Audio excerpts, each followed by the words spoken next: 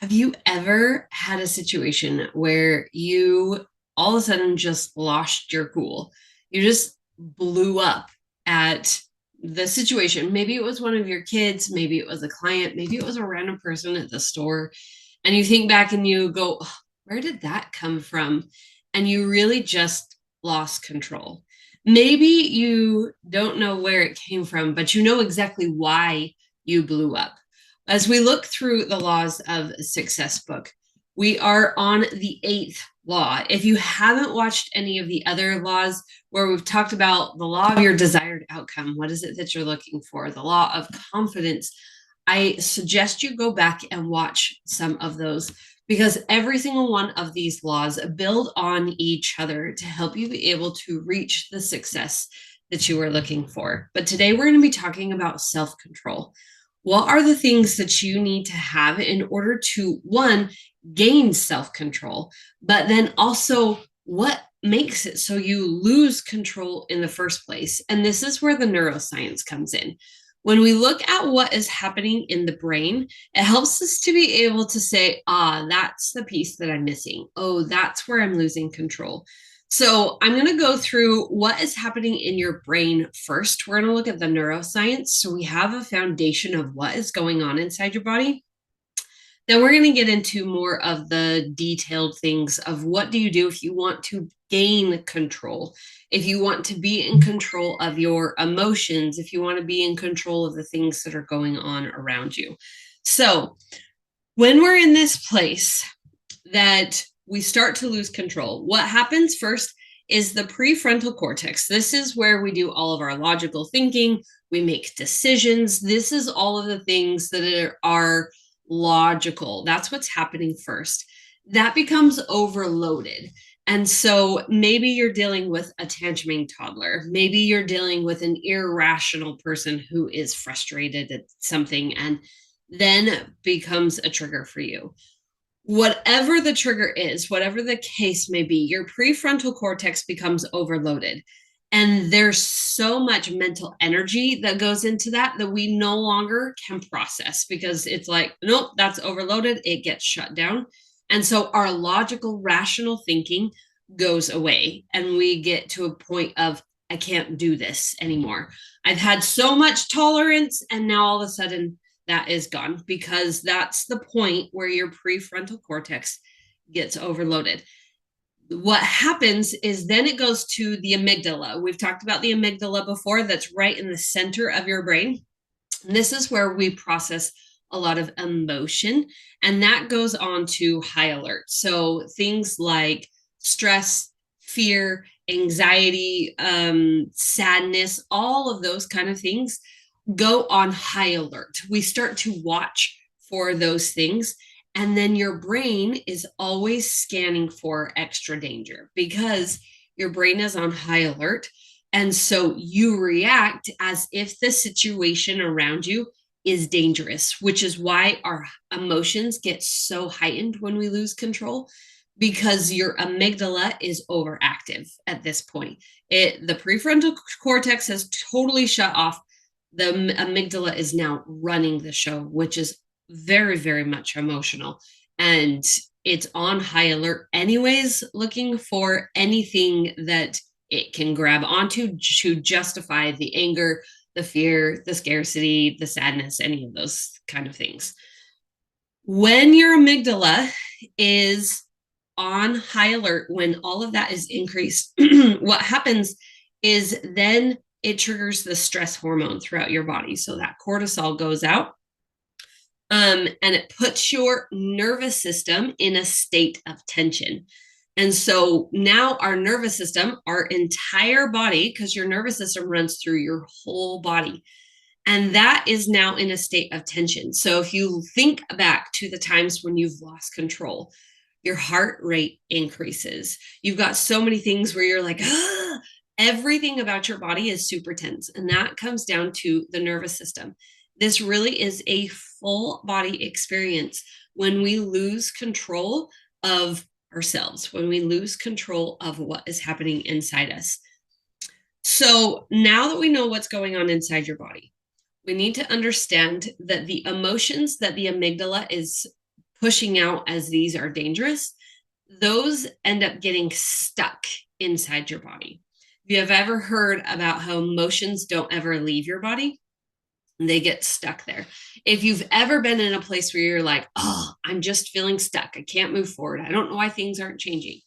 Oftentimes it's because there is an emotion that literally is stuck inside your body and it doesn't know how to process it.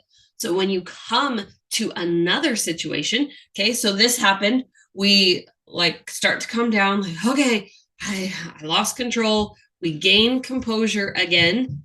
But because we didn't process the things that were happening, that emotion gets stuck in your body. They get stuck in different places depending on the vibration, depending on the frequency of that emotion. And so things like anger tends to get stuck in your liver. So emotions can get stuck in different places. But the important thing to know is that those emotions then start to resonate in your body. And so when you come to another situation, you are quick to feel that emotion again because it already is inside your body. You're holding on to those things. And so it's easy to lose control again. It's easy to get into a different situation, whole new circumstances, and you react the same because your body says, oh, we know what to do. And that emotion starts to take over because it wants to be able to move. And so when you feel that anger again, when you feel that fear again, when you feel that sadness again, your body just kicks in because it knows exactly what to do with it. And it starts to collect these emotions. It collects these memories of different times when you have felt that same emotion. And it starts to collect all of these experiences that are built up around the same type of emotion.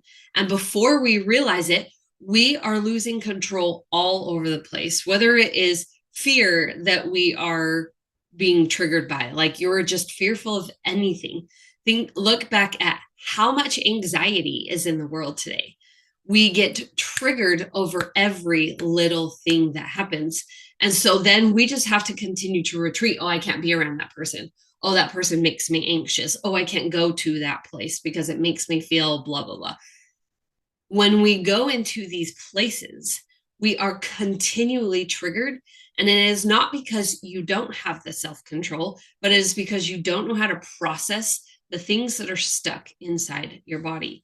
We can learn to process what is happening inside when these situations that are oftentimes very difficult, if we learn how to process those things within us, that is what's going to help us gain the control that you would like to have in a situation where you're not always getting frustrated at every little thing. You're not always losing your temper. You're not always blowing up at people, whether this is at work or at home or with friends, wherever it is that you are. You know how to maintain self-control because you understand what's happening inside your body.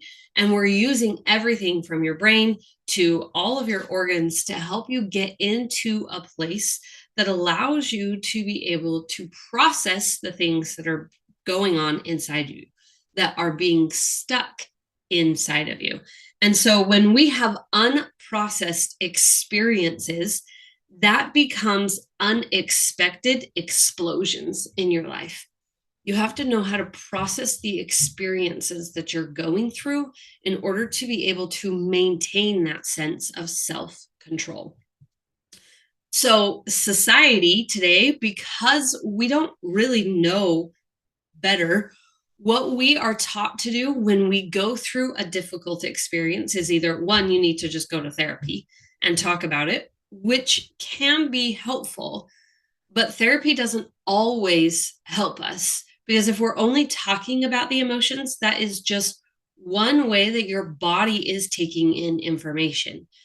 When we look at the way that look at your senses, the things that you're seeing, the things that you're feeling, the things that you may be tasting, the things that you're hearing, that is the way that your brain is taking in all of this information. And so we can talk about things, but it only gets so deep. We need to go deeper to be able to look at what is the emotion behind it. What's the way your brain is registering how that situation or that experience is showing up in your life so that we can process through everything. So I'm going to give you a couple of tips when you recognize an emotion that continues to come up, whether that is frustration or stress or fear or sadness. When those things come up, what do you do about them to help process the things that are going on inside your body? The last thing I want you to do is just say, I'll deal with this later. I don't have time for that right now. Because what happens when we don't deal with them, when we don't confront them, is we just say, nope, I can't do this. And we just push it down and we push it down because we can't think about it. So we push it down and we push it down and we push it down. And that is what causes your emotions to get stuck inside you because we don't have time to deal with it. It doesn't take long to address it, but it does require you to sit in a place that is uncomfortable. If you can sit in a place that is uncomfortable for just a moment, it allows you to have better control the next time. It allows you to be in a space where you don't lose your temper, you don't make snap decisions.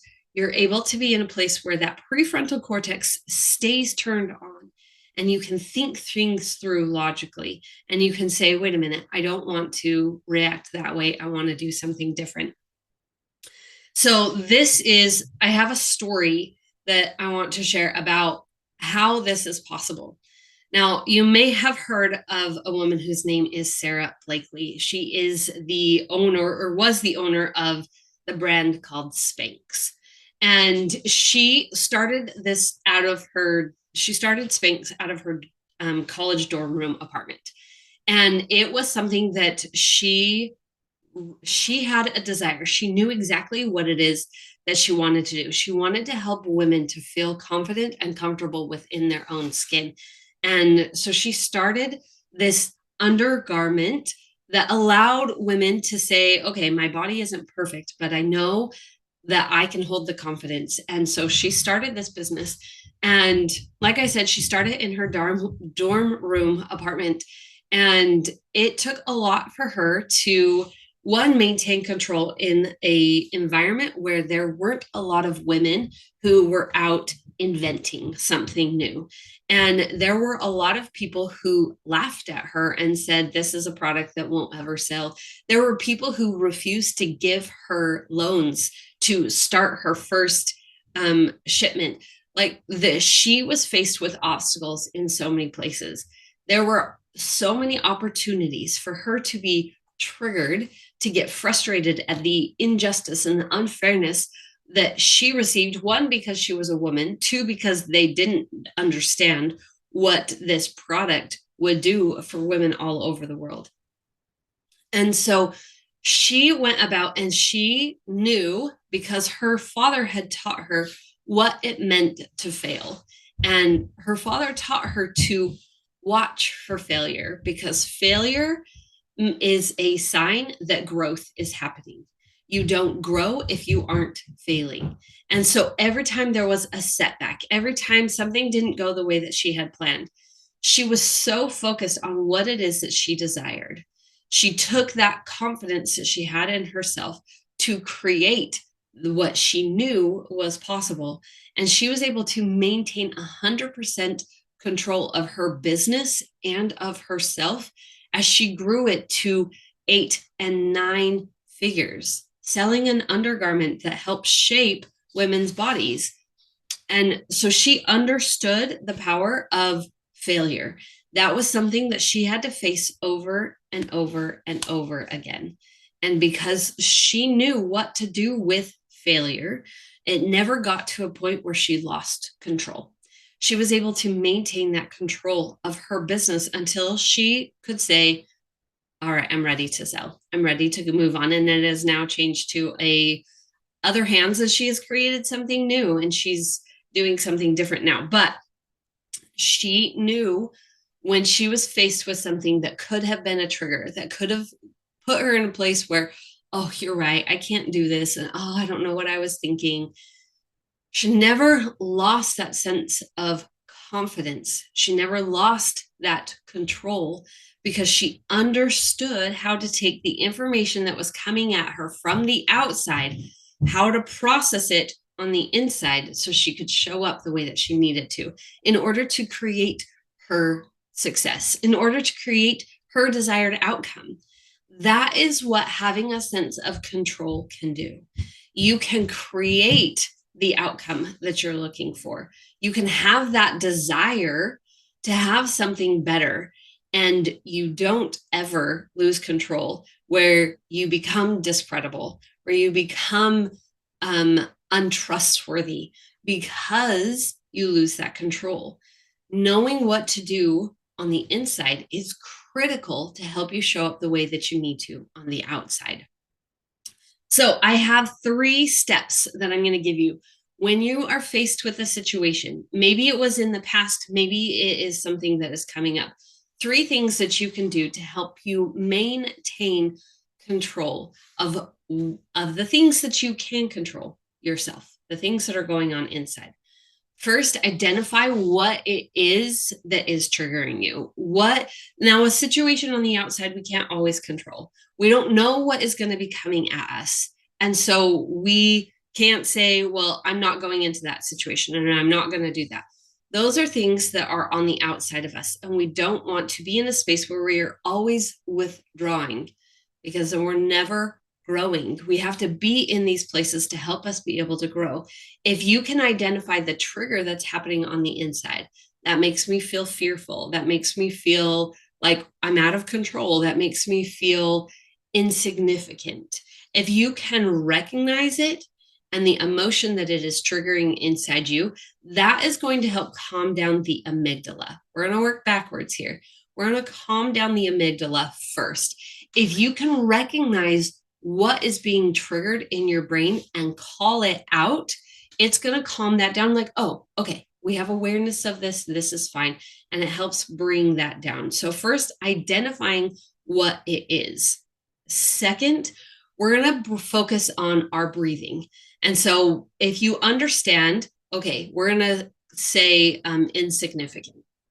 If you recognize that that is what is making you feel, then we're going to focus on our breathing, and we're going to do a technique called square breathing. So you're going to breathe in for 5 seconds, hold for 5 seconds, thinking about the word. Then when we breathe out for 5 seconds, you're going to repeat that word. And you'll just either out loud or in your head, you're going to breathe out that emotion. We're giving it somewhere to go. We can't actually destroy what's in us, but we can shift it. And so we're going to breathe out whatever that emotion that is being triggered in us. Then you're going to hold at the bottom. This is why it's called square breathing, because we're going to breathe in how we want to feel, hold for 5 seconds, out for the emotion that is being triggered, and then hold for 5 seconds. We're going to create a square. As you do this, we're allowing that nervous system to calm down, giving the prefrontal cortex power again to come back in and say, how is it that I want to act in this situation? What is it that I want to be able to do? When you understand the power of your breath and breathing in what we want to feel and allowing that to sit in your body, you're just going to hold that emotion, breathe out the trigger, and then hold at the bottom, allowing that space for it to leave your body. As we do these things, that's the third thing that we're going to do. We're going to process out the emotion. So first, we're going to identify. Second, we're going to breathe it. 3, we are going to process it. We're going to breathe it out of us. Now, this is a very, very simple technique. And there are more things as a neuro coach we can help you do in order to be able to create this space for you to process the things that are being triggered. This is one very, very simple tool that we can teach you how to process the things that are going on around you. It is in the ability to process your emotions, to process the experiences that are being stuck inside you. that allows you to show up and create the success that you're looking for. You can't be the same person you are today and receive the success that you're looking for tomorrow. If you could be the same person, you would have that success today. We have to process what is going on inside of you in order to be able to create the space for you to receive the success that you're working towards. Now, in our next video, we're going to be talking about how to get paid more for the success that you're wanting to create. So I hope you join with me next week.